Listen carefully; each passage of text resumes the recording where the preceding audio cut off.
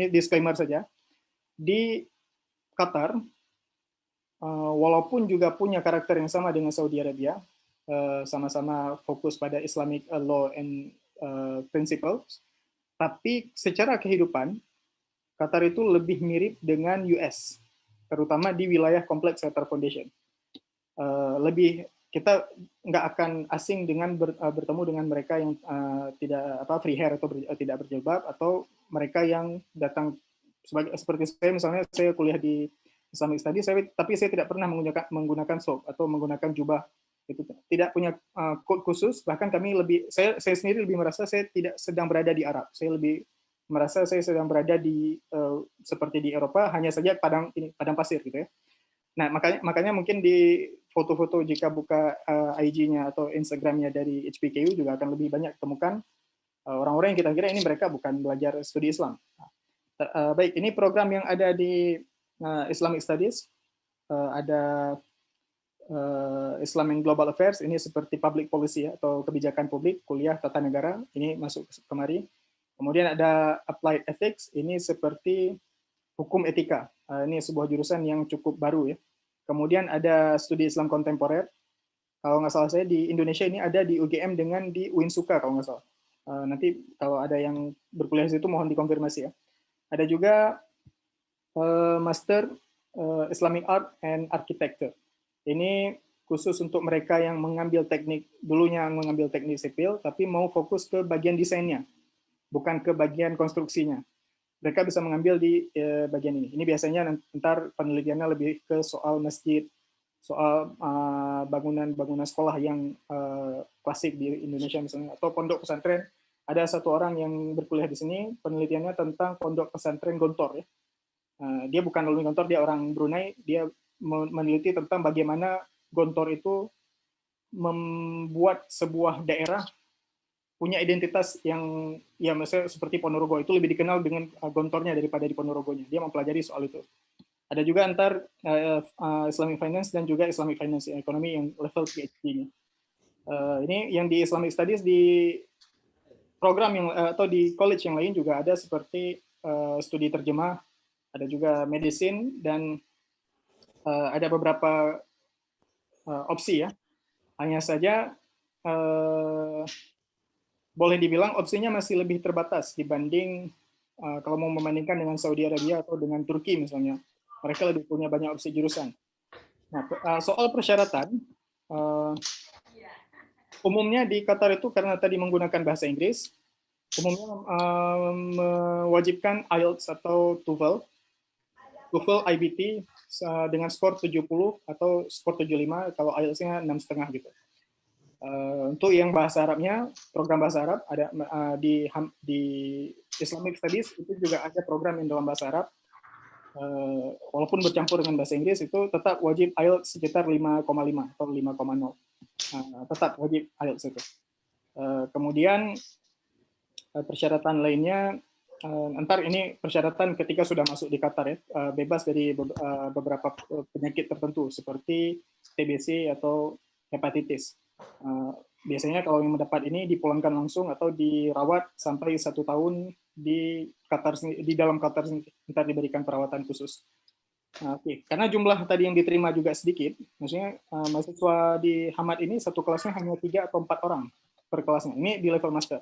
Berbeda di KU atau di Jamiah Qatar, satu kelasnya mungkin bisa sampai 15 atau 16 orang. Sementara di sini berbeda. Baik, itu sekedar persyaratan yang muncul ya, yang ada di Islamic College of Islamic Studies. Baik, bagaimana dengan besaran beasiswanya? Memang besaran beasiswa yang kami dapatkan itu cukup tinggi ya. Saya ketika berkumpul dengan teman-teman PPI yang di sekitar Timur Tengah, saya sampai nggak mau menyebutkan jumlahnya waktu itu karena takut ntar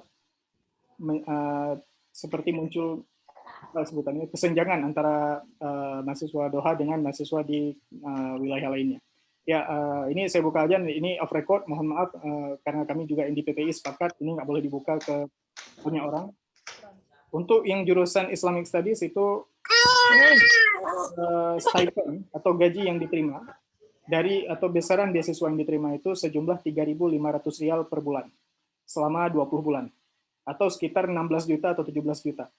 Dan itu tidak termasuk rumah, tidak termasuk uang buku, uang kuliah dan sebagainya, itu semua di luar dari 3.500 tadi. Begitu juga dengan tiket pulang pergi, disediakan setiap tahun sekali, tiket pergi ketika mulai belajar, liburan musim panas, dan tiket pulang. Juga satu lagi, karena perkuliahannya dimulai pukul 4 sore, maka antara pukul 7 pagi sampai pukul 3 sore itu kami diwajibkan untuk bekerja di wilayah kampus. Artinya kami diwajibkan untuk part-time. Jika tidak mengambil lebih dari 10 jam per minggu, artinya kita tidak memilih untuk tidak part-time, maka ketika tahun pertama itu akan dievaluasi beasiswanya akan dikurangi. Nah, jadi bukan cuma belajar, kami juga wajib bekerja. Seperti saya dulu mengambil tugas sebagai research dan juga di perpustakaan. Itu sekitar 20 jam per minggu. Jadi harus mampu mengimbangi antara pekerjaan dan belajar ya. Nah, dengan besaran sebanyak itu memang cukup mengejutkan, 3.500. Saya rasa hanya kalau di Saudi itu ada King Abdullah Science and Technology, hanya mereka mungkin yang bisa memberi lebih, sekitar 10.000 rial kalau nggak salah. Atau juga beasiswa dari Yale di Amerika itu yang bisa memberikan lebih dari jumlah itu.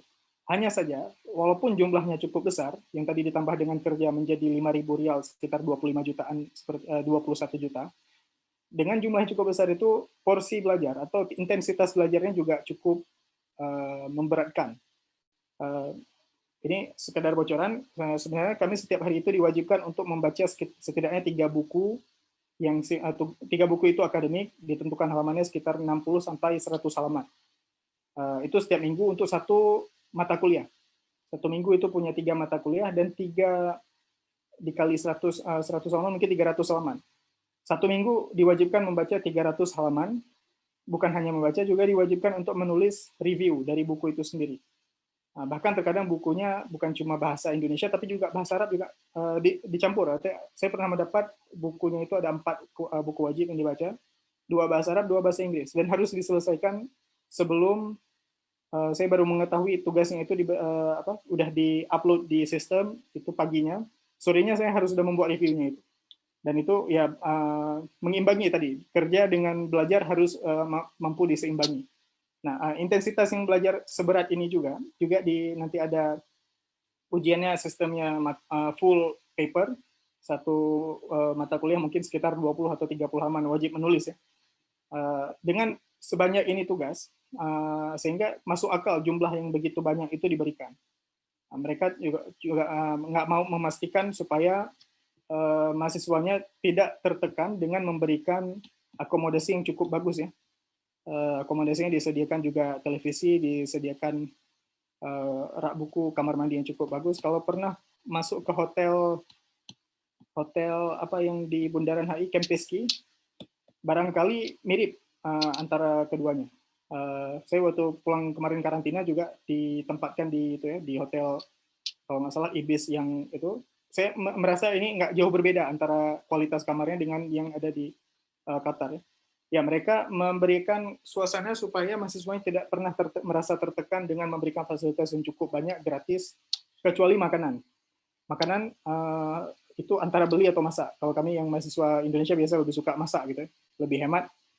Juga semuanya ini kurang lebih bentuk yang berada di dalam kamarnya, ini untuk 1 orang bukan untuk 2 orang. Diberikan sofa. Intinya suasana belajarnya dibuat senyaman mungkin sehingga tidak ada yang merasa tertekan.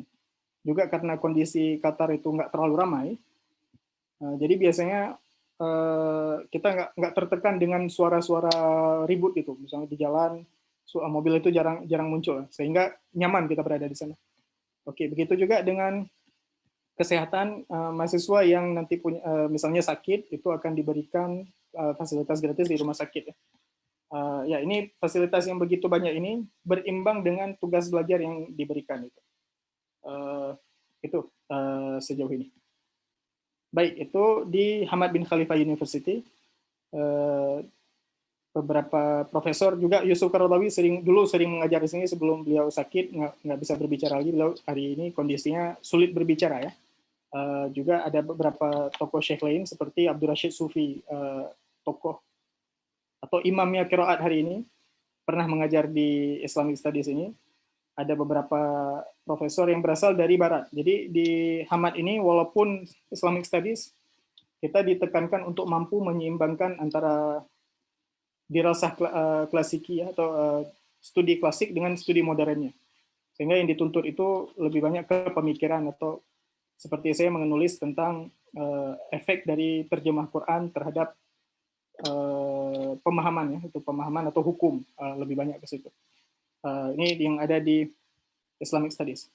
Oke, selanjutnya saya juga mau menunjukkan ini kampus yang cukup saya kenal di Georgetown University Qatar. Kampus ini lebih kalau saya bilang lebih liberal ya. Kampus ini malah lebih sedikit muslimnya daripada lebih sedikit muslim daripada non muslimnya. Rata-rata mereka yang masuk ke Georgetown itu transfer dari US. Mereka yang sebenarnya memang kuliah di pusatnya di Georgetown di DC, di Washington DC. Mereka diberikan program pertukaran, mereka sampai di Doha, dan mereka belajar di Georgetown. Di sini programnya khusus pada studi politik dan studi sosial. Kalau saya menyebut sosialnya, lebih ke seperti studi penyelesaian konflik. Itu ada di Georgetown University. Di sini ada satu tokoh yang cukup akrab di Indonesia ya, salah satu tokoh yang punya andil besar dalam perdamaian banyak konflik Indonesia, itu Dr. Sultan Barakat, ada di Georgetown. Juga ada satu profesor dari Indonesia, bukan di sini, di Northwestern, nama beliau Pak Antom Husin. Beliau mengajar di Northwestern. Ya, itu kampus, salah satu kampusnya. Kalau mau belajar ntar di kedokteran ada Weill Cornell Medicine. Tapi di situ sama sekali tidak ada scholarship. Kalau di sini ada scholarship sekitar 7.000 rial, nggak termasuk rumah. Mungkin kalau dikurang dengan rumah jadinya 4.000 sekitaran itu. Ini juga ada program sampai master. Dan untuk yang mau belajar bahasa Arab di wilayah, maksudnya di Qatar, memang serius belajar bahasa Arab. Ceritanya begini, andaikan kondisinya di ANNS Qatar University nggak gagal, maksudnya nggak aplikasinya, tapi juga masih mau belajar bahasa Arab dan mendapat gelar master, bisa ke Doha Institute. Doha Institute for Graduate Studies. Ini cabang dari Qatar University. Di sini ada master for Adabul Arabi, sastra Arab. Mereka punya program itu. Dan tuh PhD, oh ya satu lagi, di Hamad, antara master dengan PhD itu berbeda. Besaran beasiswanya dan juga besaran belajarnya juga ikut ya. Semakin tinggi beasiswa yang diberikan, semakin berat belajarnya. Kalau untuk PhD itu sekitar 5.000 rial atau sekitar 21 juta, ditambah dengan kerja barangkali bisa dapat 7.000. Makanya yang PhD itu dibolehkan membawa keluarga, sementara yang master tidak dibolehkan. Baik, itu sejauh ini di Doha. Untuk buku, kami tidak diwajibkan untuk membeli buku, kami hanya diwajibkan untuk membeli iPad, harus iPad yang merek Apple, karena material belajar akan diberikan lewat iCloud. Dan juga perpustakaan juga cukup lengkap. Kita nggak perlu membeli buku, hanya datang ke perpustakaan, dan jika bukunya nggak ada, kita ajukan pengadaan buku di pustaka akan mengadakannya mungkin dalam waktu 1-2 bulan. Baik, itu fasilitas yang ada di Qatar. Ya, sejauh ini hanya yang bisa saya sampaikan. Barangkali nanti ada pertanyaan bisa kita bantu ya, informasi yang lebih jelas. Saya kembalikan ke moderator.